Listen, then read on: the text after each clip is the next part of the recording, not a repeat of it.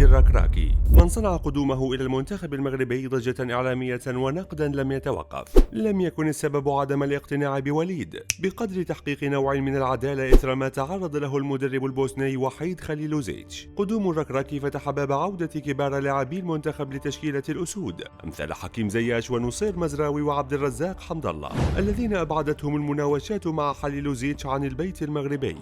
عودة أظهرت الروح والتجانس للمنتخب المغربي، والتي وصلت به أن يهزم ثالث العالم بثنائية أداء ونتيجة. اليوم مع الإبداع المغربي غابت أبواق النقد لتظهر أصوات الدعم بعد الإبداع منقطع النظير الذي قدمه أسود أطلس حتى الآن. أبناء وليد الركراكي صنعوا العجب والحدث العربي في المونديال، فبعد الإقناع في مواجهة وصيف بطل العالم أتت مواجهة رفقاء كيفن دي بروين لتثبت للجميع أن المغاربة لم يأتوا إلى الدوحة للظهور المشرف، بل أتوا لكتابة تاريخ عربي جديد. ولما لا فك عقدة الوصول إلى دور الثمانية، هذه العقدة التي لطالما تحطمت على أبوابها آمال العرب.